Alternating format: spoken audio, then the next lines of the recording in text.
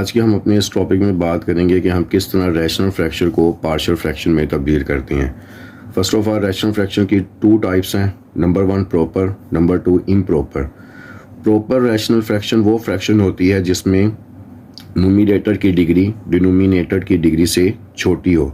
Degree को कैसे मालूम करते हैं? जब भी आपको एक अलजेब्रिक एक्सप्रेशन दिया जाए, उस अलजेब्रिक एक्सप्रेशन में जो वेरिएबल की मैक्सिमम पावर है वो मैक्सिमम पावर उस अलजेब्रिक एक्सप्रेशन की डिग्री है।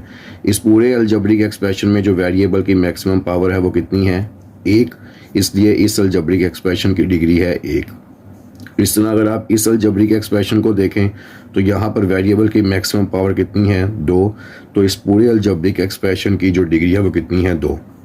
तो प्रॉपर रैशनल वो होगी जिसमें ऊपर वाले नोमिनेटर की डिग्री डिनोमिनेटर की डिग्री से छोटी हो, और इस तरह इम्प्रॉपर वो फ्रैक्शन होती है जिसमें ऊपर वाले नोमिनेटर की डिग्री या तो डिनोमिनेटर से बड़ी हो या नोमिनेटर और डिनोमिनेटर की दोनों की डिग्री आपस में क्या हो? बराबर।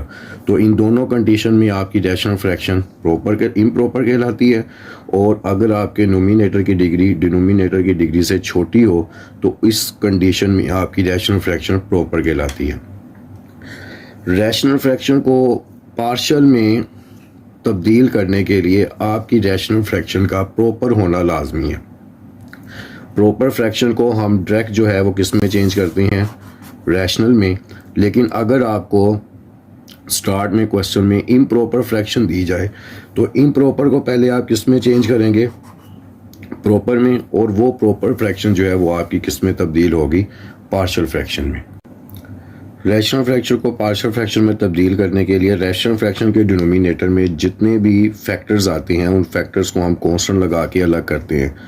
अब किस फैक्टर के लिए किस तरह का कांस्टेंट इस्तेमाल किया जाता है, सबसे पहले उनको देखते हैं।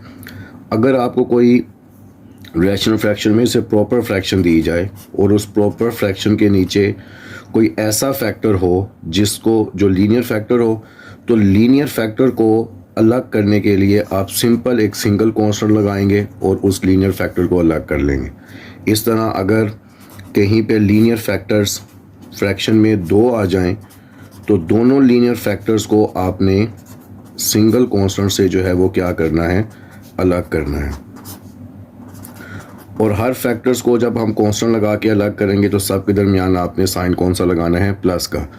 तो सिंपल फर्स्ट कॉन्सेप्ट ये है कि अगर आपके रैशनल फ्रैक्शन में जो प्रॉपर फ्रैक्शन आपको दी जाए और प्रॉपर फ्रैक्शन के डिनोमिनेटर में अगर कोई फैक्टर आपका लीनियर हो तो उस लीनियर फैक्टर को अलग करने के लिए आपने कौन सा कांस्टेंट लगाना है? Single constant. एक फैक्टर को एक कांस्टेंट से अलग करेंगे। इस तरह अगर 2 फैक्टर्स होंगे तो दोनों को अलग अलग कांस्टेंट से हम अलग करेंगे। इस तरह 3 फैक्टर हों तो वहाँ पे प्लस सी आके उसमें हम तीसरा कांस्टेंट तीसरा फैक्टर जो है सी के नीचे जो है वो लिखेंगे। लेकिन अगर आपके डिनोमिनेटर में फैक्टर लीनियर हो बट लीनियर फैक्टर की होल पावर आ जाए, लाइक होल पावर 2 आ जाए, तो लीनियर फैक्टर का कॉन्सेप्ट यही है कि लीनियर फैक्टर को सेपरेट करने के लिए हमने सिंगल कांस्टेंट लगाना है। लेकिन अगर होल पावर आ जाए तो आपने क्या करना है? सबसे पहले सिंगल कांस्टेंट लगा के उस फैक्टर की पावर आपने लगानी है 1। फिर आपने नेक्स्ट कांस्टेंट लगाना है और उसमें आपने उसकी पावर 1 बढ़ा देनी है। यहाँ पर 1 थी और यहाँ पर कितनी आ जाएगी? 2। और इस तरह आपने सिंगल कांस्टेंट लगा के नीचे डिनोमिनेटर की एक एक पावर बढ़ाते जाना है, और आपने उस पावर को उतना लेके जाना है जितने पावर आपको क्वेश्चन के अंदर दी जाए। यहाँ पर 2 थी तो इस तरह हमने फर्स्ट कांस्टेंट लगाया, उस पर हमने पावर फैक्टर की लगाई 1। इस तरह सेकंड कांस्टेंट लगाया, उसके नीचे पावर हमने फैक्टर की लगाई 2। सिमिलरली अगर यहाँ पे पावर होती 3 तो सबसे पहले आपने सिंगल कांस्टेंट ए लगाना है, उसके नीचे फैक्टर x प्लस 1 की पावर 1। इस तरह फिर सेकंड कांस्टेंट, उसके नीचे एक पावर बढ़ानी है 2। इस तरह थर्ड कांस्टेंट और उसके नीचे एक और पावर बढ़ानी है और वो कितनी आ जाएगी? 3। इस तरह हमने उतनी पावर कंप्लीट करनी है जितनी पावर हमें अपने क्वेश्चन में दी जाए। इस तरह अगर आपके पास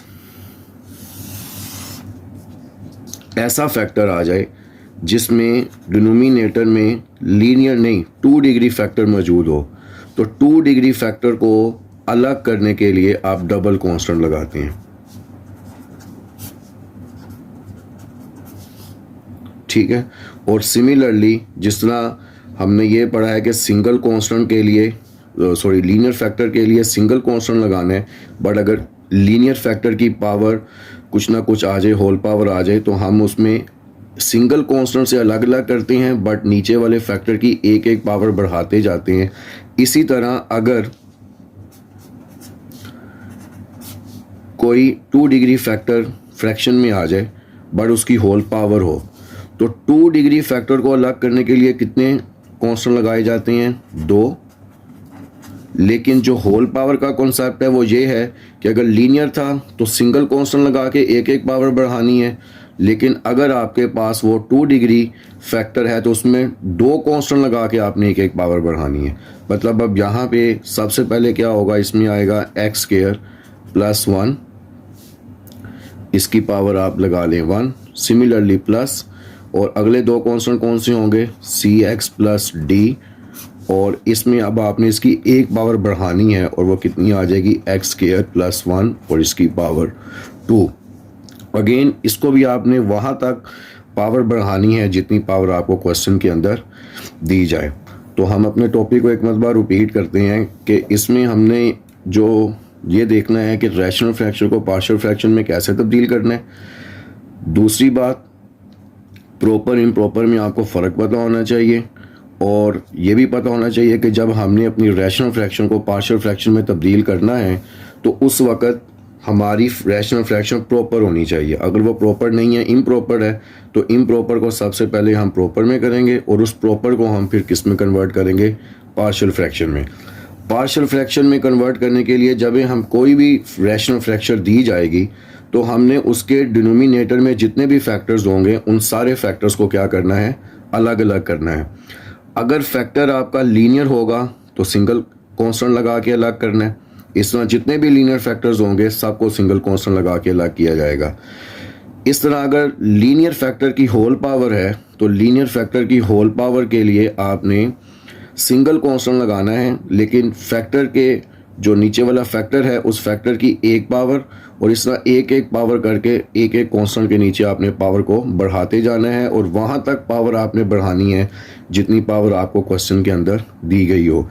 इस तरह अगर आपके पास डिनोमिनेटर में फैक्टर लीनियर की जगह पे 2 डिग्री आ जाता है तो उस 2 डिग्री फैक्टर को अलग करने के लिए आपने डबल कांस्टेंट, और अगर 2 डिग्री फैक्टर की होल पावर आती है तो 2 डिग्री फैक्टर का कॉन्सेप्ट है कि डबल कांस्टेंट लगाना है, और होल पावर का कॉन्सेप्ट है कि हमने पहले डबल कांस्टेंट लगा के पावर लगानी है 1, उसके बाद आपने अगेन डबल कांस्टेंट लगाना है और उसके बाद आपने पावर उसकी 1 बढ़ा के 2 कर देनी है। और इस तरह जितनी हमें क्वेश्चन के अंदर मैक्सिमम पावर दी जाएगी हम उसको उतने कांस्टेंट लगा के उतनी पावर को पूरा करेंगे। अच्छा, इसमें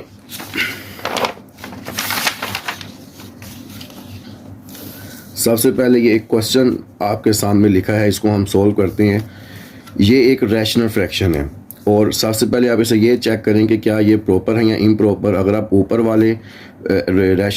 वाले अलजेब्रिक एक्सप्रेशन को देखते हैं तो उसमें वेरिएबल मीन एक्स की मैक्सिमम पावर है 1, तो इस पूरे की डिग्री होती है 1, और नीचे वाले में क्योंकि फैक्टर्स हैं, अगर इस फैक्टर को इस फैक्टर से मल्टीप्लाई किया जाए तो x से x होगा एक्स स्क्वायर, तो नीचे आपको जो अलजेब्रिक एक्सप्रेशन नज़र आ रहा है उसमें आपको x की मैक्सिमम पावर कितनी आएगी? 2। तो ऊपर वाले एक्सप्रेशन की डिग्री है 1, नीचे वाली एक्सप्रेशन की डिग्री है 2, तो इसलिए ये हमारे पास एक प्रॉपर फ्रैक्शन है। अब प्रॉपर फ्रैक्शन होने के साथ साथ नीचे देखें आप कि इसके नीचे जो 2 फैक्टर हैं वो दोनों लीनियर हैं। लीनियर फैक्टर को अलग करने के लिए अभी हमने देखा है कि कौन सा कांस्टेंट लगाते हैं? Single constant. तो आपने सबसे पहले एक कांस्टेंट लगाना है, उसके नीचे एक फैक्टर अलग कर देना है, प्लस दूसरा कांस्टेंट b लगाना है और उसके नीचे आपने दूसरा फैक्टर अलग कर देना है। ये आपकी इक्वेशन नंबर है 1। इस क्वेश्चन को सॉल्व करने के लिए सिंपल सा ये काम है कि आपने इस पूरे क्वेश्चन को हल करके इन दोनों कांस्टेंट a और b की वैल्यू निकालनी है और उस वैल्यू को आपने इस इक्वेशन नंबर 1 में पुट कर देना है। तो ये जो आपकी रैशनल फ्रैक्शन है वो किस में कन्वर्ट हो जाएगी? पार्शियल फ्रैक्शन में। तो सबसे पहला स्टेप ये है कि डिनोमिनेटर में जितने भी आपके फैक्टर्स होंगे आपने उनको इस साइड पे लेके आना है, तो वो क्या हो जाएंगे, multiply 7x minus 25 a over x minus 4 x minus 4 और x minus 3 plus b over x minus 3, यहाँ भी ये मल्टीप्लाई होंगे x माइनस 4 और x माइनस 3, x माइनस 4 से कैंसिल होगा, यहाँ पे x माइनस 3 x माइनस 3 से, बाकी इक्वेशन क्या बचेगी, 7x minus 25 a into x minus 3 plus b x minus 4। अब जो कांस्टेंट के नीचे आपके पास लीनियर फैक्टर्स हैं, अब आपने बारी बारी उन फैक्टर्स को पुट करना है किसके इक्वल, 0 के इक्वल। तो फर्स्ट हमने x माइनस 4 को 0 के इक्वल पुट किया और 0 के इक्वल पुट करके यहाँ से आपने x की वैल्यू निकालनी है, और जो भी x की वैल्यू निकले उसको आपने किस में पुट करना है, इस इक्वेशन में। हम इस इक्वेशन को इक्वेशन नंबर 2 का नाम दे लेते हैं।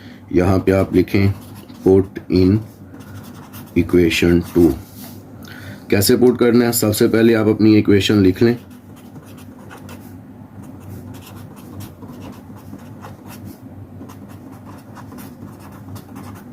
इस इक्वेशन में जहां जहां x आ रहा है आपने x की जगह पे क्या पुट करना है, 4।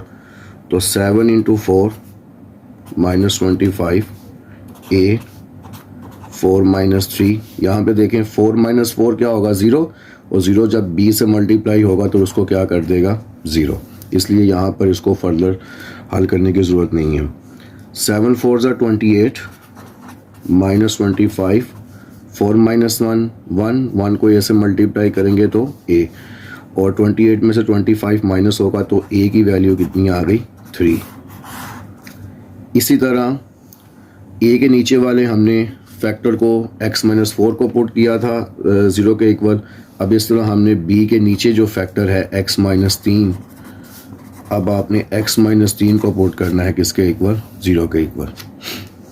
अगेन यहाँ से x की वैल्यू निकालने 3, और इसी की तरह अब आपने इसको भी किस इक्वेशन में पुट करना है, इक्वेशन नंबर 2 में। पुट इन इक्वेशन 2, इक्वेशन 2 में पुट करना है। सबसे पहले इक्वेशन 2 जो है वो पूरी आप एक बार लिख लें, x minus 3 plus b x minus 4। अब आपने इस पूरी इक्वेशन में जहाँ जहाँ x है वहाँ वहाँ अब आपने क्या पुट करना है, 3। 7 3 माइनस 25, यहाँ 3 पुट करेंगे, 3 माइनस 3 0, ये पूरा फैक्टर 0 हो जाएगा, प्लस b 3 माइनस 4। 7 3 ज़ा 21 माइनस 25, ये 0 हो गया, और 3 माइनस 4 माइनस 1, और 1 जो है वो b से मल्टीप्लाई होगा तो सिंपल यह आ जाएगा माइनस b। 21 में से 25 को माइनस करेंगे तो 25 क्योंकि बड़ा है तो इसलिए जो बाकी बचेगा वो माइनस 4, ये माइनस b, माइनस से माइनस कैंसिल हो जाएगा और b की वैल्यू कितनी आएगी, 4। तो क्वेश्चन को देखें आप, जब हमने अपनी रैशनल फ्रैक्शन को पार्शियल फ्रैक्शन में कांस्टेंट लगा के तब्दील किया, उसमें 2 कांस्टेंट थे, हमने इन्हीं कांस्टेंट की वैल्यूज़ को निकालना है, और उसमें a कांस्टेंट की वैल्यू हमारे पास कितनी आ गई है, 3, b कांस्टेंट की वैल्यू कितनी आ गई है, 4। जस्ट अब आपने ये करना है कि इन दोनों कांस्टेंट की वैल्यू इक्वेशन नंबर 1 में पुट कर देनी है, तो ये आपकी पार्शियल फ्रैक्शन जो है वो सोल्व हो जाएगी। तो put value of a and b in equation 1, तो क्या आएगा आंसर आपके पास, 7x minus 25 over x minus 4 x minus 3, a की जगह पे पुट करना है 3 x माइनस 4, और b की जगह पे पुट करना है 4, और नीचे आ जाएगा x माइनस 3।